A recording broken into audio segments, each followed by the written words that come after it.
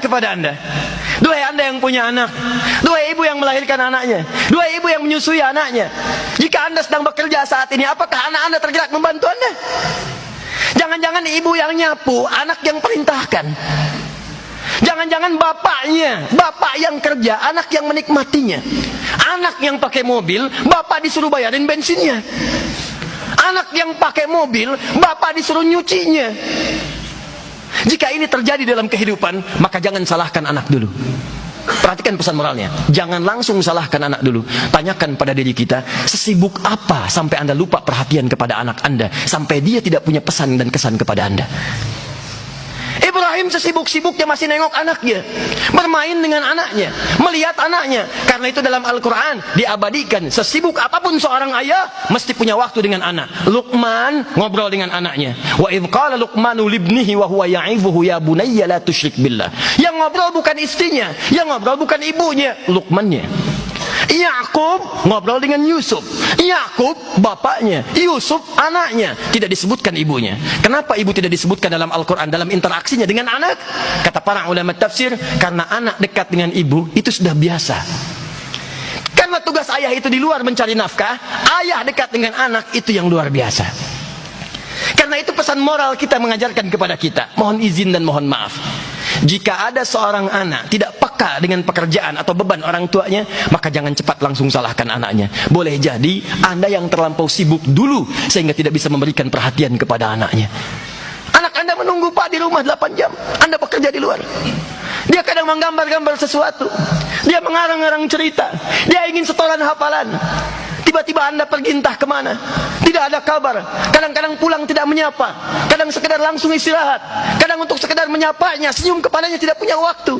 Pantas anak Anda mencari perhatian di luar rumah. Pantas dia kebut-kebutan di luar rumah. Pantas ada yang kena narkoba. Karena hakikatnya bukan itu yang dia inginkan, tapi perhatian Anda yang ingin dia dapatkan. Cek lagi keluarga kita pulang ke rumah, lihat anak kita. Bahkan kalau perhatian kita begitu dalam, maka terjadilah tingkat paling tinggi dalam kehidupan berkemanusiaan. Saya katakan pada ibu saya, bahkan Allah akan turunkan saat di dunia. Ayah saya meninggal saat saya masuk pesantren, dan baiknya saya rasakan luar biasa. Beliau mengajar di musalla kecil dulu, sekarang jadi masjid. Itu saya selalu dibawa. Beliau mengajar, saya tidur. Sekarang gantian, saya mengajar, beliau tidur. Dan kadang dipangku, gendong sampai pulang.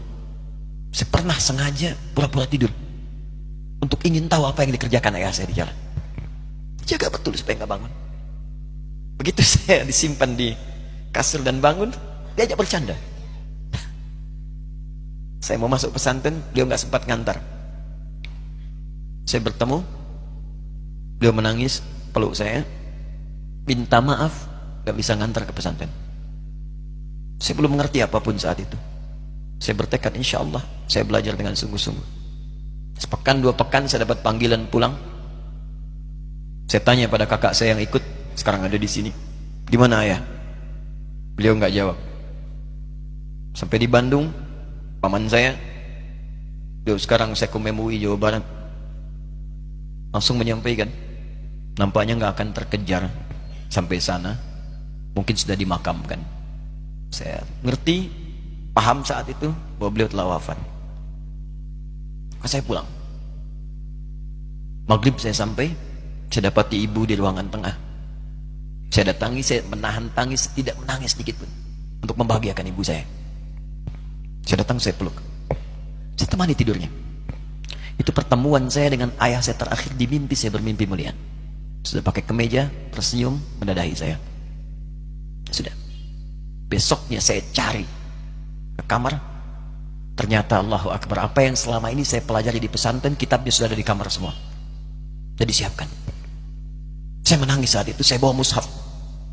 Jadi bapak saya, ayah saya, itu bajunya pun saat wafat dibagikan kepada sahabat-sahabatnya. Bajunya, kitab-kitab ini dibagikan. Ibu saya menunjukkan kemudian ada jam yang nanti nak pakai. Saya bilang simpanlah. Saya bawa mushaf. Dengan mushaf itu saya duduk di ruangan tengah, saya menghadap ke kiblat dan saya mohon kepada Allah. Ya Allah, saya tak punya kemampuan lagi membahagiakan ayah saya saat hidup di dunia. Tapi mohon jadikan setiap huruf dalam Al-Quran ini, ya Allah, pahalanya mengalir untuk ayah saya. Begitu saya bacakan saat itu, tak bisa saya berhenti. Dan tiba-tiba langsung masuk ayatnya, artinya, posisinya, nomornya. Gak pernah berhenti, masuk.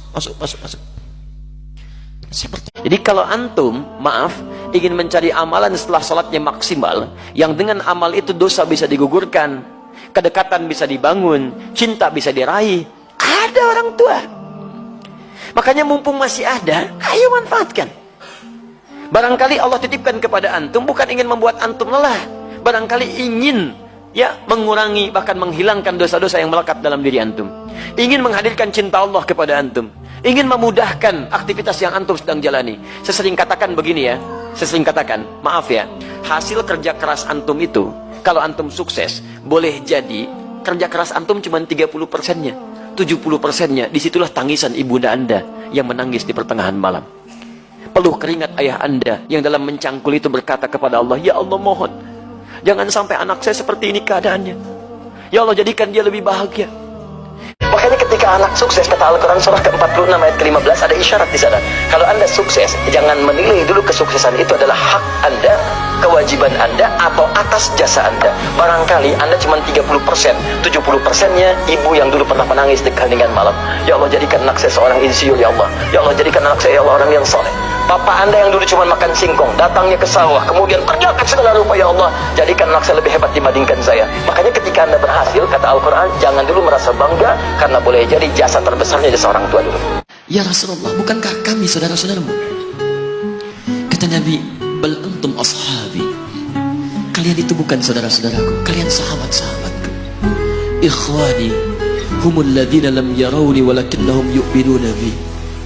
Saudara-saudaraku itu adalah orang-orang yang tidak pernah melihatku, tapi mereka mau beriman kepadaku. Jadi kalau Nabi saja merindukan antum, kenapa antum tidak merindukannya? Kalau Nabi menantikan kita di surga, kenapa kita tidak menjemput penantian itu? Karena itulah Muhammad SAW akan menjemput umatnya di surga, dan tidak melangkahkan kaki ke dalamnya sebelum berkumpul umatnya dibimbing beliau oleh SAW ke surga. Allahumma salli wa sallim wa barik alaihi. Allahumma salli wa sallim wa barik alaihi. Allahumma salli wa sallim wa barik alaihi.